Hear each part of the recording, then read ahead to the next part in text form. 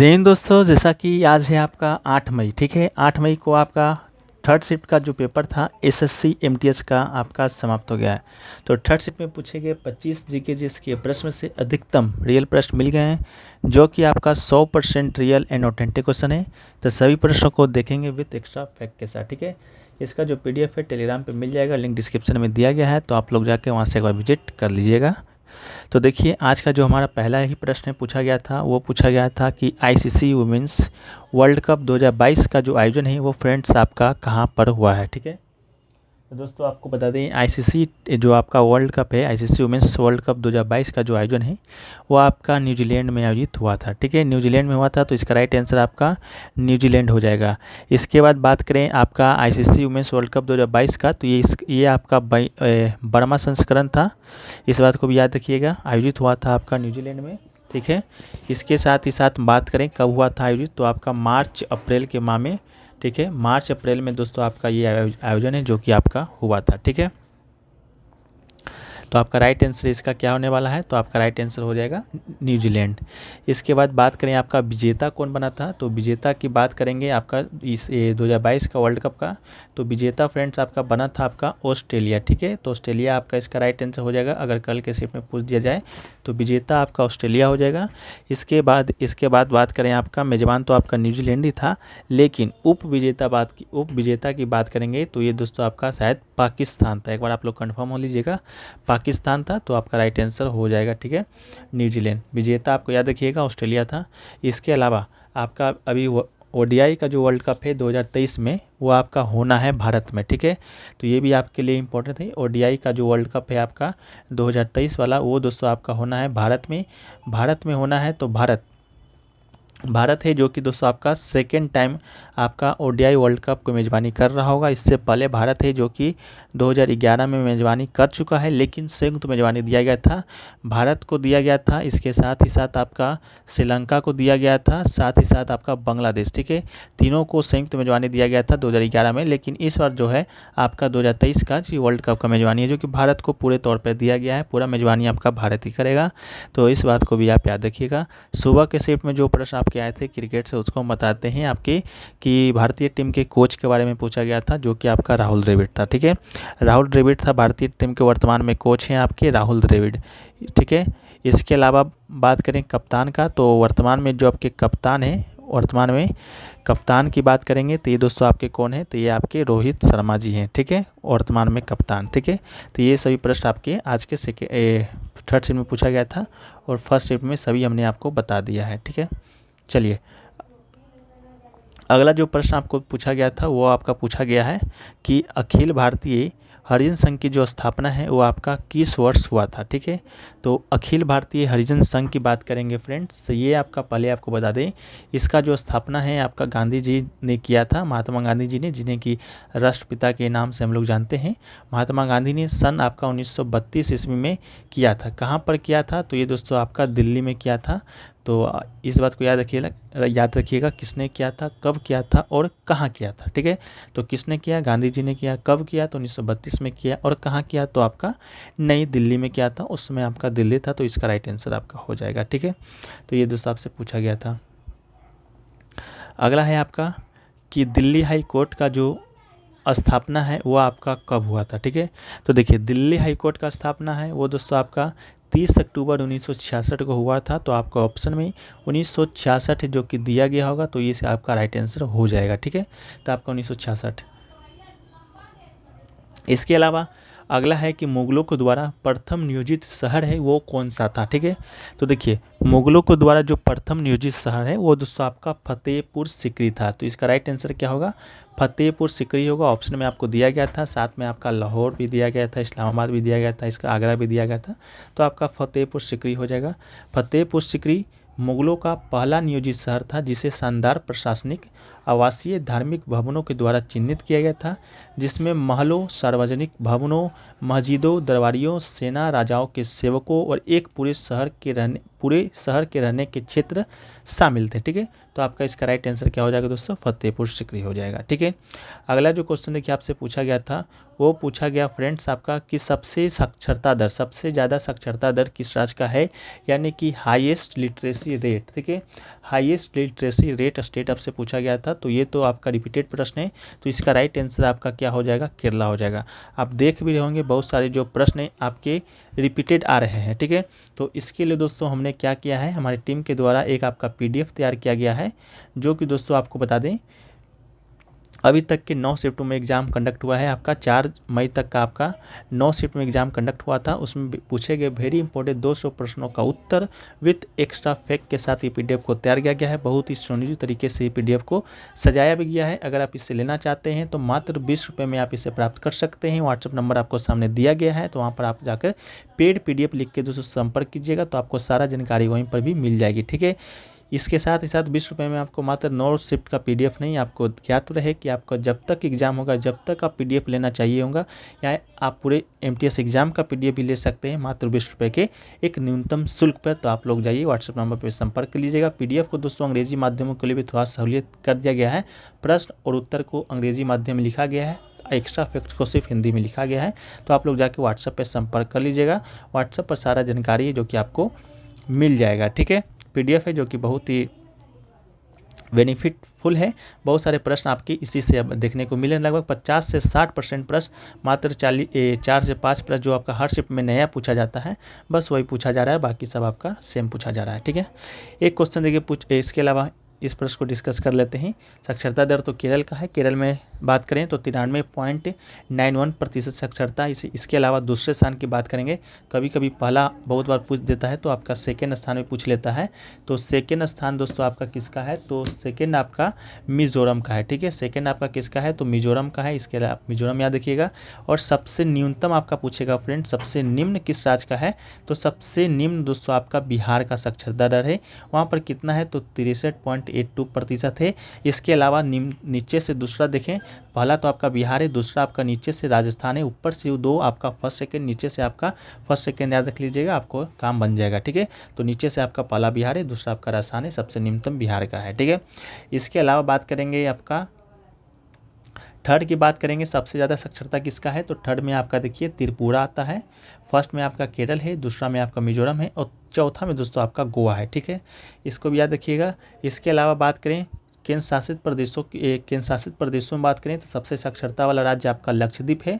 केंद्र शासित प्रदेश में दमनदीप दोस्तों आपका सेकंड है, पुडुचेरी दोस्तों आपका थर्ड है, चंडीगढ़ आपका फोर्थ है, दिल्ली है, इसके बाद अंडमान तथा निकोबार द्वीप समूह है। ठीक है, चलिए तो ये हो गया है। अगला जो प्रश्न आपसे पूछा गया था, सबसे कम जनसंख्या दोस्तों आपका किस केंद्र शासित प्रदेश का है। देखिए, सबसे कम जनसंख्या वाला केंद्र शासित प्रदेश पूछा गया था, या सबसे कम जनसंख्या घनत्व वाला केंद्र शासित प्रदेश। ये दोनों प्रश्न में थोड़ा सा कन्फ्यूजन है, आप लोग कमेंट सेक्शन में बता दीजिएगा कौन कौन सा पूछा गया था। ठीक है, तो देखिए सबसे कम जो जनसंख्या है वो दोस्तों आपको पहले बता दें, सबसे कम जनसंख्या आबादी वाला केंद्र शासित प्रदेश आपका कौन है, तो लक्षद्वीप है, जहाँ पर आपका 64,463 आपका जनसंख्या है। लेकिन सबसे ज़्यादा दिल्ली का है। ठीक है, सबसे ज़्यादा पूछेगा तो दिल्ली का है, जहाँ पर आपका इतना आबादी है। तो सबसे ज़्यादा दोस्तों आपका किसका है, तो दिल्ली का है। इसके अलावा सबसे जो कम है वो दोस्तों आपका लक्षद्वीप का है। ठीक है, ये दोस्तों आपका सिर्फ जनसंख्या से है। ठीक है, इसके अलावा सबसे ज़्यादा राज्यों में बात करेंगे तो राज्यों में दोस्तों आपका उत्तर प्रदेश का जनसंख्या सबसे ज़्यादा है, और सबसे कम की बात करेंगे तो ये दोस्तों आपका सिक्किम का है सबसे कम जनसंख्या। ठीक है, इसके अलावा जनसंख्या घनत्व की हम लोग थोड़ा सा बात कर लेते हैं। तो देखिए जनसंख्या घनत्व की बात करेंगे तो जनसंख्या घनत्व सबसे जो कम है वो दोस्तों आपको पहले बता दें, सबसे कम जनसंख्या घनत्व आपका अंडमान निकोबार का है। ठीक है, अंडमान निकोबार का है। ठीक है, ये सबसे कम दोस्तों आपका जनसंख्या घनत्व है। जनसंख्या घनत्व के बारे में आपको हम बता देते हैं क्या होता है इसका परिभाषा अगर पूछ दिया जाए, जिस प्रकार आपका लिंगानुपात का परिभाषा पूछा गया था। तो जनसंख्या जो घनत्व होता है फ्रेंड्स, वो आपका 1 किलोमीटर के क्षेत्र में आपके कितने लोग निवास करते हैं। ठीक है, 1 किलोमीटर के क्षेत्र में कितने लोग निवास करते हैं, अपने आसपास के 1 किलोमीटर के क्षेत्र में देखिएगा कि आपके कितने लोग निवास करते हैं, उसी को आपका जनसंख्या घनत्व कहा जाता है। मान के चलते हैं 1 किलोमीटर के क्षेत्र में मात्र 17 लोग अगर आपका निवास कर रहे हैं तो 17 आप आपका उस राज्य का, उस स्टेट का आपका जनसंख्या घनत्व हो जाएगा। ठीक है, तो 17 जनसंख्या घनत्व की बात करेंगे फ्रेंड्स, ये आपका किस राज्य का है अगर पूछ दिया गया तो ये दोस्तों आपका अरुणाचल प्रदेश का है। ठीक है, अरुणाचल प्रदेश का जनसंख्या घनत्व आपका सबसे कम है, 17 है। इसके अलावा सबसे ज़्यादा आपका राज्यों में बात करेंगे तो राज्यों में दोस्तों आपका बिहार का जनसंख्या घनत्व सबसे ज़्यादा है, वहाँ पर दोस्तों आपका 1106 जनसंख्या घनत्व है बिहार का। ठीक है, और सबसे कम तो हम बता दिए आपका किसका है, तो लक्षद्वीप का है, सॉरी अंडमान और निकोबार का है। और सबसे ज़्यादा आपका बात करेंगे तो दोस्तों आपका दमन और दीव का है। अंडमान और निकोबार का जो जनसंख्या घनत्व है वो मात्र आपका 46 ही है। ठीक है, तो इस बात को भी आप याद रखिएगा।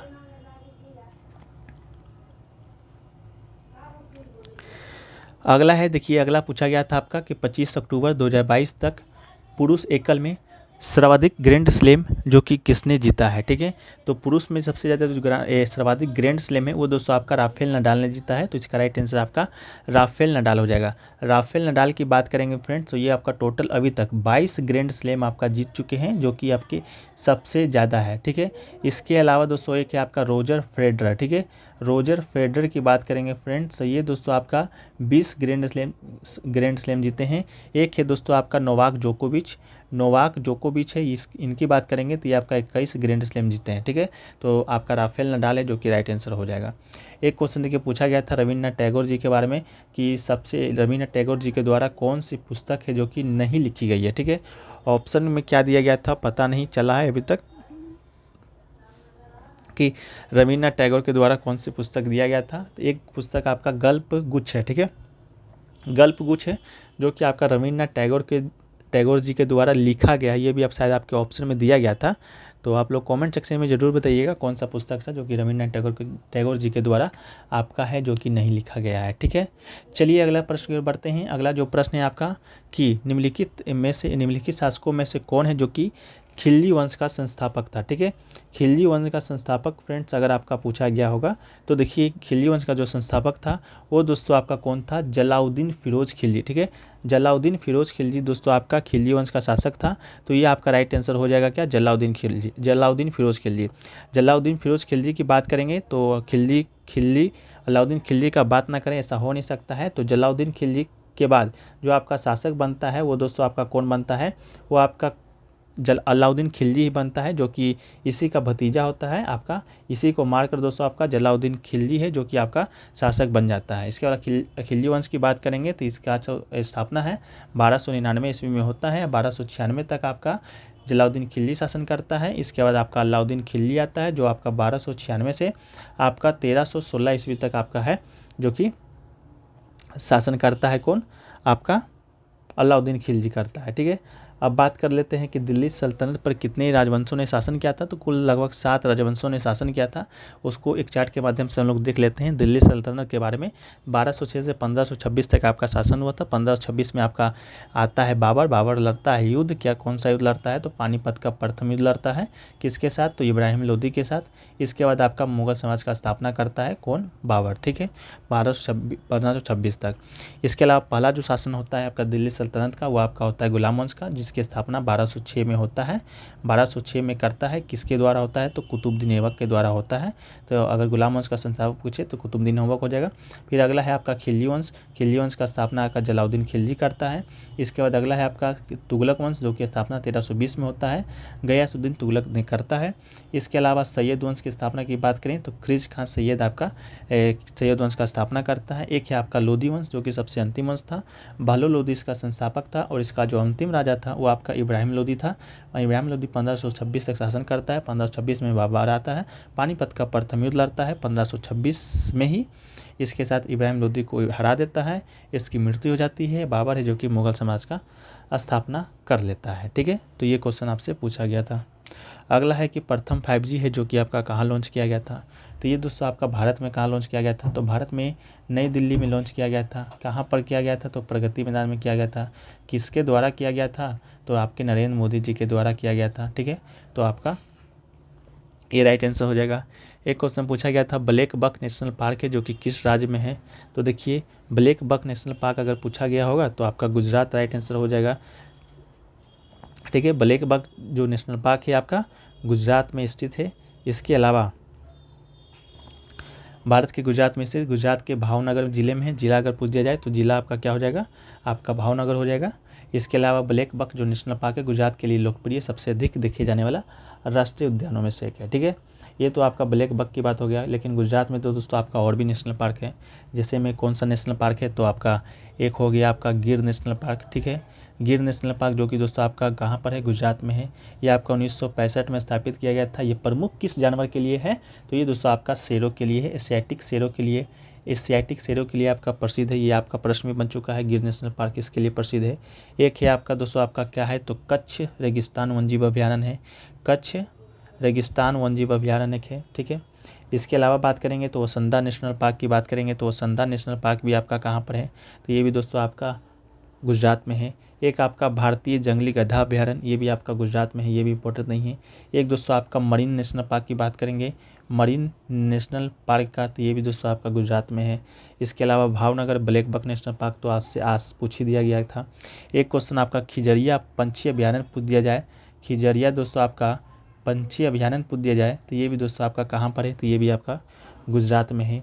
एक दोस्तों आपका नारायण सरोवर अभयारण्य की बात करेंगे तो ये भी दोस्तों आपका गुजरात में है। कौन सा, नारायण सरोवर अभयारण्य। ठीक है, ये भी आपका गुजरात में है। इसके अलावा वर्धा हिल्स वन्यजीव अभयारण्य की बात करेंगे, वर्धा हिल्स वन्यजीव अभयारण्य, तो ये भी दोस्तों आपका कहाँ पर है, ये भी आपका गुजरात में है। ठीक है, तो ये सभी इंपॉर्टेंट थे आपके गुजरात में नेशनल पार्क हैं। इसके अलावा बात करेंगे तो आपका वसंदा हो गया, मैरिन हो गया, वेलवा वद्दा राष्ट्रीय उद्यान भी आपका गुजरात में ही है, तो सभी को आप याद रख लीजिएगा। ठीक है, चलिए अगला प्रश्न की ओर बढ़ते हैं। अगला प्रश्न पूछा गया था कि कथक में दूसरा सर्वोच्च सम्मान किसे दिया गया था, तो इसका राइट आंसर आपका क्या हो जाएगा, बिरजू महाराज हो जाएगा। बिरजू महाराज के बारे में आप लोग जानते होंगे। कथक है, कथक जो कि आपका शास्त्रीय नृत्य है, कहाँ का है, तो आपका उत्तर भारत का है, मुख्य रूप से आपका यूपी का माना जाता है। लेकिन ऑप्शन के अनुसार इसको मानना होता है, अगर उत्तर प्रदेश होगा तो उत्तर प्रदेश मानना है, उत्तर भारत होगा तो उत्तर भारत मानना है। ठीक है, तो आपका कथक से दूसरा सर्वोच्च सम्मान बिरजू महाराज जी को दिया गया था।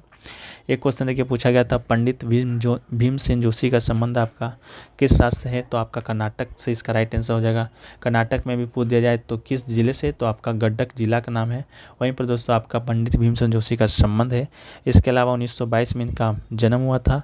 इसके अलावा इन्हें आपका पद्म विभूषण भी दिया जा चुका है, पद्म भूषण भी दिया जा चुका है, पद्म श्री भी दिया जा चुका है। तो ये सभी पुरस्कारों से सम्मानित थे आपके पंडित भीमसेन जोशी। ठीक है, चलिए अगला प्रश्न है। अगला प्रश्न है कि आपका बीज बोने का फेस्टिवल कोई पूछा गया था आपका, तो बीज बोने का एक फेस्टिवल है जो कि झारखंड से संबंधित है। तो बीज बोने का जो फेस्टिवल है आपका झारखंड का प्रसिद्ध त्यौहार है, कौन सा है, तो ये दोस्तों आपका रोहिणी है। ठीक है, रोहिणी है, तो इसका राइट आंसर अगर रोहिणी आपके ऑप्शन में था तो दोस्तों आपका ये राइट आंसर आपका हो जाएगा। ठीक है, आप लोग रोहिणी अगर स्क्रीन पर होगा तो रोहिणी मार दीजिएगा, अगर नहीं होगा तो कमेंट सेक्शन में बताइएगा क्या था। एक दोस्तों आपका पूछा गया था हर्षवर्धन की रचना के बारे में। ठीक है, हर्षवर्धन की रचना के बारे में पूछा गया था, तो इसकी रचना है दोस्तों आपका, एक है प्रियदर्शिका जिसकी रचना कौन किया था, तो हर्षवर्धन ने किया था। एक है दोस्तों आपका क्या रत्नावली, इसकी भी रचना किसने किया था, तो ये भी दोस्तों आपका हर्षवर्धन ने ही किया था।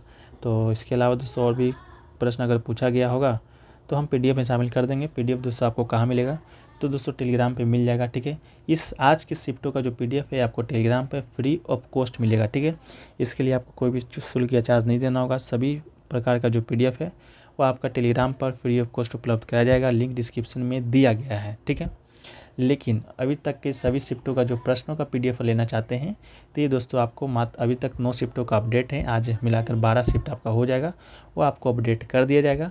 अगर 12 शिफ्टों का PDF लेना चाहते हैं तो अभी मात्र 20 रुपये में अभी तक 12 शिफ्ट का है, पूरे MTS एग्जाम का हो जाएगा। उसका PDF आपको इसी शुल्क पे मिलेगा। व्हाट्सएप नंबर पे संपर्क कर लीजिएगा, सारा जानकारी आपको वहाँ से मिल जाएगा। तो चलिए मिलते हैं नेक्स्ट शिफ्ट के वीडियो में, जब तक के लिए जय हिंद जय भारत।